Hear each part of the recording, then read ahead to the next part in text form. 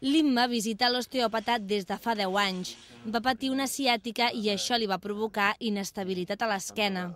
Es va recuperar gràcies a l'osteopatia. Ara, un cop curada, continua fent teràpia cada 2 mesos. No ha canviat ni tan sols de professional.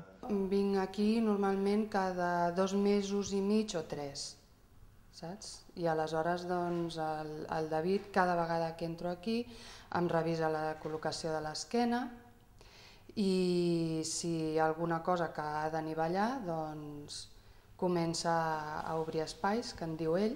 L'osteopatia busca l'origen del dolor, que no té per què trobar-se a la zona dolorosa. Es treballa des del cervell fins als peus. A la columna s'intenten alliberar les zones de pressió. Es busquen les connexions al dolor. Però els desajustos que es produeixen al nostre organisme poden venir des de llarg temps, des de problemes emocionals, des d'angoixa, des de l'esfera de les emocions fins a l'esfera de la mala alimentació, de la manca de l'esport, del descans desequilibrat, l'ansietat. Segons un estudi, gràcies a l'osteopatia s'evitarien el 40% dels analgèsics per dolor.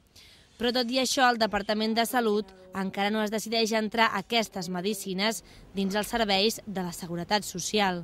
Això, tot i que cada vegada són més els que pateixen de l'esquena. El mal de cap i el mal d'esquena són la primera causa de baixa en el nostre país i a molts països d'Europa. Sens dubte, la vida moderna, l'estrès, l'angoixa, el tràfic, el soroll, totes aquestes coses provoquen un estrès que finalment acaben tenint repercussions sobre alguna part del nostre organisme. A més, aquesta tècnica es pot completar amb d'altres teràpies naturals, com l'acupuntura. Els estudis actuals intenten demostrar que també són efectives en els casos de càncer. De demostrar-se que sí, aquestes teràpies sí que podrien caure en mans públiques.